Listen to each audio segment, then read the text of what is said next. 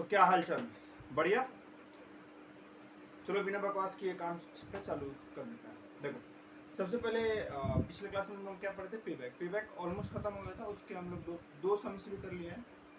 देखो, एक और तरीका का आता है क्या कि accept and reject principle. Accept and reject principle में क्या करना होता है, सपोज करो कि पे बैक पीरियड ही हम कर रहे हैं, उसमें हमारे पास 2 प्रोजेक्ट है, ठीक है।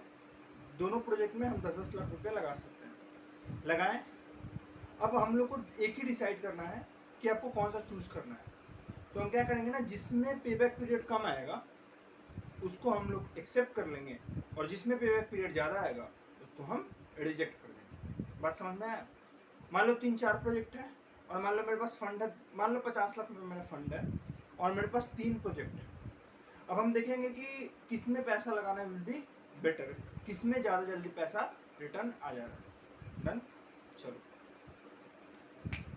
नेक्स्ट जो टॉपिक था मेरा क्या था, ARR method, that is accounting rate of return method. Accounting rate of return method payback period जो मेथड था अपना, उससे थोड़ा सा अलग है। देखो, accounting rate of return method में फॉर्मूला हम क्या बोले थे, कितना तरीके का हो सकता है, 5 तरीके का फॉर्मूला हो सकता है। सबसे पहला फॉर्मूला क्या था, average annual net profit divided by original investment. दूसरा फॉर्मूला क्या था, average annual net profit divided by average investment. But average investment जो है वो चेंज हो जाएगा। वो कैसे निकलेगा, जितना मैंने इन्वेस्टमेंट किया ना उसको हम लोग कितना से डिवाइड कर देंगे, 2 से, तो एवरेज आ जाएगा। क्योंकि देखो, अपने पास एवरेज कैसे निकालते हैं, opening plus closing divided by 2। But यहाँ पे अपने पास कुछ ओपनिंग क्लोजिंग रहेगा नहीं, अपने जो इन्वेस्टमेंट किया वही एक वैल्यू है, तो उसको एवरेज के लिए हम लोग क्या कर लेंगे, डिवाइडेड बाई 2 कर लेंगे। तीसरा फॉर्मूला क्या है, AANP divided by average investment. AANP का मतलब हम हर जगह यूज किया है एनुअल एवरेज नेट प्रॉफिट, इसलिए मैं शॉर्ट में AANP लिख दिया हूँ।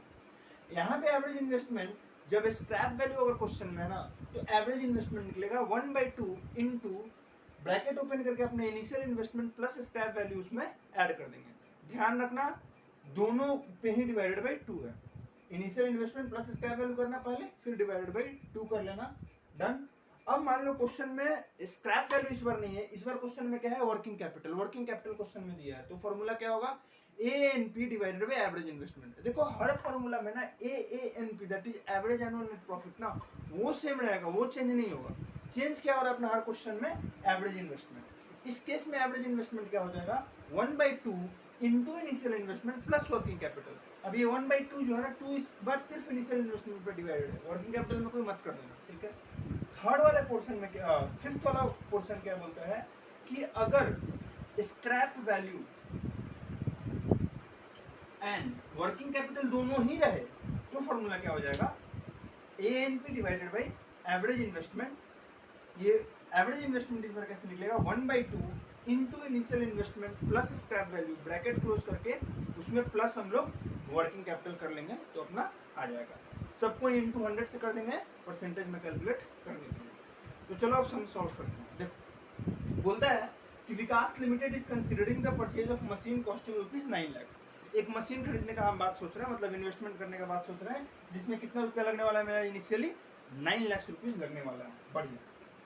बोलता है एस्टिमेटेड लाइफ इज 10 ईयर्स। मैंने बोला ठीक है, चलो बढ़िया। एस्टिमेटेड लाइफ कितना दिया गया है, 10 ईयर्स का एस्टिमेटेड लाइफ दिया गया है। Annual average net profit after depreciation and tax is 50,000। बढ़िया। देखो, डेप्रिसिएशन एंड टैक्स दोनों ही माइनस हो चुका है।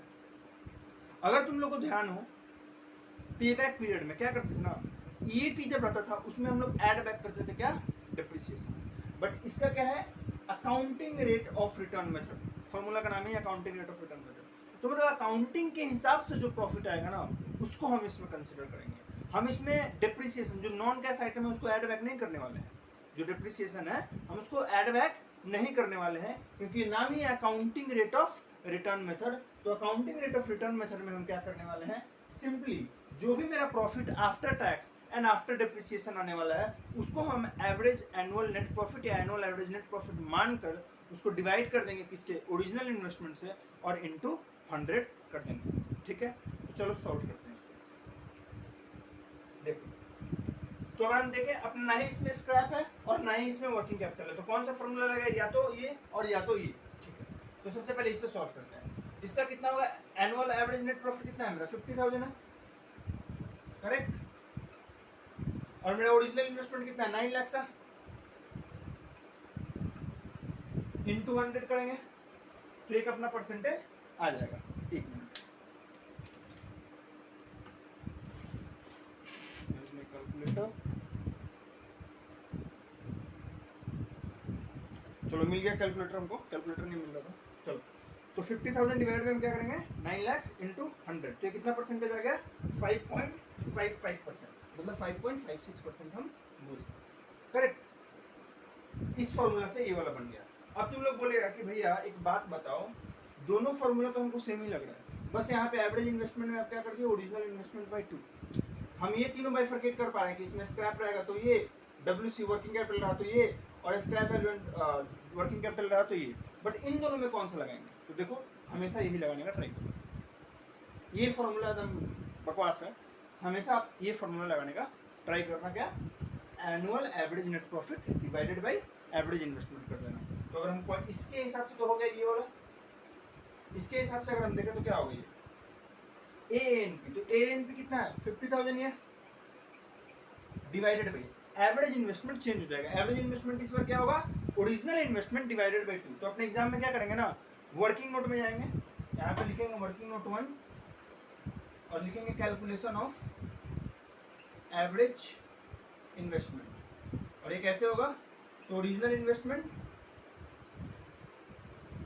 Divided by 2, that will be 9 lakh divided by 2, मतलब 4.5 लाख। ठीक है, तो ये इस तरीके से अपना इजीली बन जाएगा, करेक्ट, करेक्ट। और ये 4.5 लाख को यहाँ पर रख लेंगे, 4.5 लाख, और इसको डिवाइड कर लेंगे 550,000 डिवाइडेड बाई 4,50,000, तो ये अपना आ जाएगा 11.11। आई होप क्लियर होते जा रहा है। तो हम लोग ये वाला फॉर्मूला हमेशा ध्यान रखेंगे कि ये वाला फॉर्मूला यूज करेंगे, एवरेज इन्वेस्टमेंट वाला। डन, चलो, तो ये नॉर्मल था बहुत सिनेरियो। अब इसी क्वेश्चन में हम लोग थोड़ा थोड़ा चेंज करके आगे भी करते चले जाते हैं। ठीक है, तो ये अपना पॉइंट नंबर 1 था, और ये वाला अपना पॉइंट नंबर 1 का सॉल्यूशन, ये फॉर्मूला नंबर 2 और ये फॉर्मूला नंबर 2 का सॉल्व। अब आते हैं फॉर्मूला नंबर 3। फॉर्मूला नंबर 3 में क्या बोलता है कि if the scrap value is available then the average investment will be 1/2 into initial investment plus scrap value, correct. So हम इस क्वेश्चन में लेते हैं स्क्रैप वैल्यू। तो अगर क्वेश्चन में if scrap value equals to, मान लो क्वेश्चन में दिया हुआ है 1 लाख, इसी क्वेश्चन को एक्सटेंड करते हैं, बाकी सब कुछ सेम रखते हैं, तो क्या करेंगे, देखो सिंपल, मेरा ये तो 50,000 सेम रहेगा, क्या, ANP एवरेज इन्वेस्टमेंट लेना है मेरे को, फिर से वर्किंग नोट लिखेंगे और लिखेंगे ऐसा तुम लोग लिखेगा कैलकुलेशन ऑफ एवरेज इन्वेस्टमेंट, और इस बार कैसे कैलकुलेट करने वाले हम लोग, तो 1/2 इनटू इनिशियल इन्वेस्टमेंट कितना था मेरा, 9 लाख,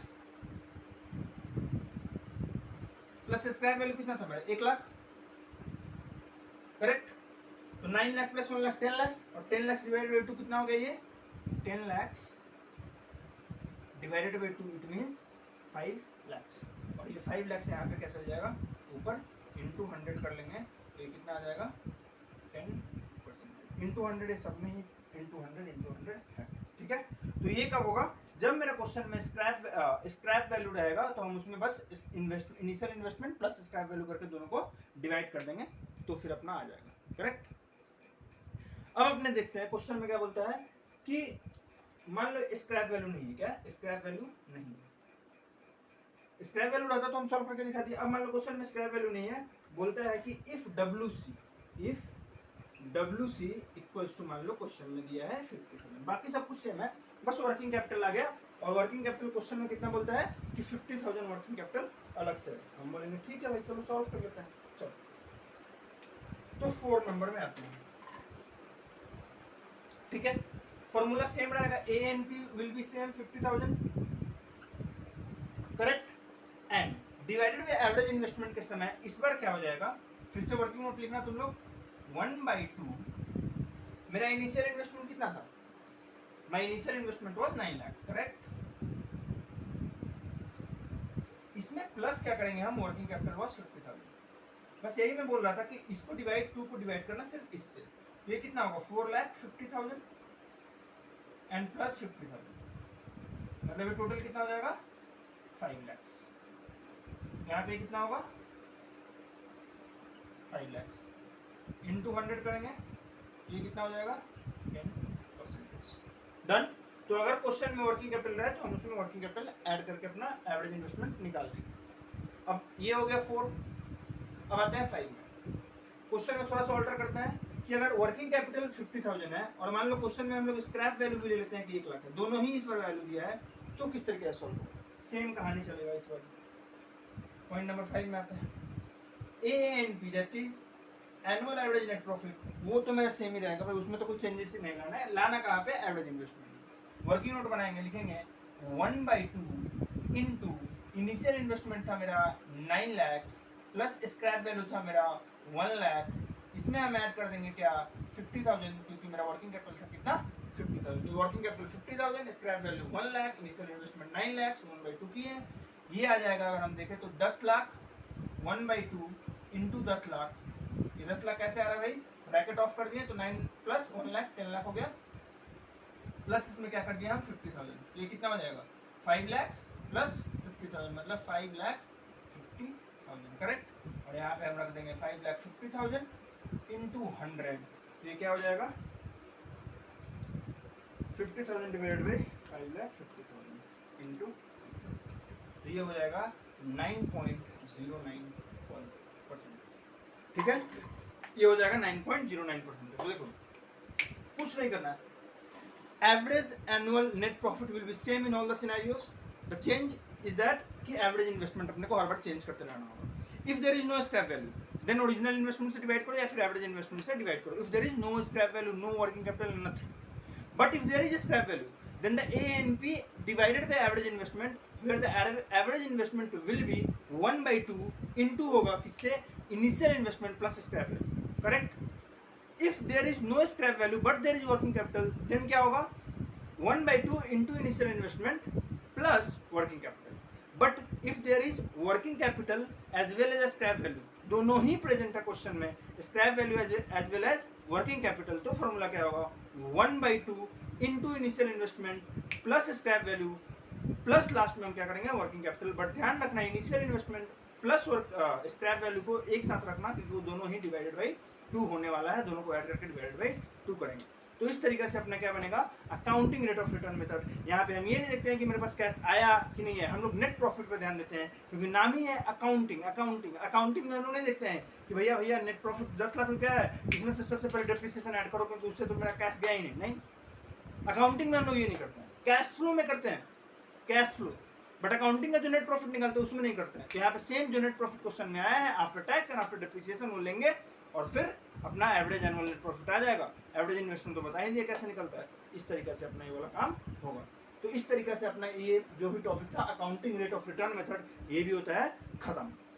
तो बस मैं एक बात बोलूंगा, जो पे बैक पीरियड का था, पे बैक पीरियड में ध्यान रखना एक्सेप्ट एंड रिजेक्ट प्रिंसिपल। मेरे पास 10 लाख रुपया है, अगर मेरे को 2 प्रोजेक्ट दिया गया है, मैं दोनों प्रोजेक्ट का पे बैक पीरियड निकालूंगा। जिसमें पे बैक पीरियड कम आएगा, मतलब जिसमें ज़्यादा पैसा जल्दी पैसा आ जाएगा, मैं उसको एक्सेप्ट कर लूँगा, अदरवाइज मैं उसको जो ज़्यादा समय लेने वाला है उसको मैं रिजेक्ट कर दूँगा। तो ये वीडियो यहीं पे ख़त्म करते हैं। So accounting rate of return method खत्म हुआ। अगले वीडियो में अपने चालू करेंगे एनपीवी। तो जो भी वीडियो देख रहा है पूरा कैपिटल बजटिंग देख जाओ, कैपिटल बजटिंग में कहीं कुछ भी डाउट नहीं रहेगा, बियॉन्ड इससे क्वेश्चन आना ही नहीं है। So done, so thank you. चलो खत्म करते हैं।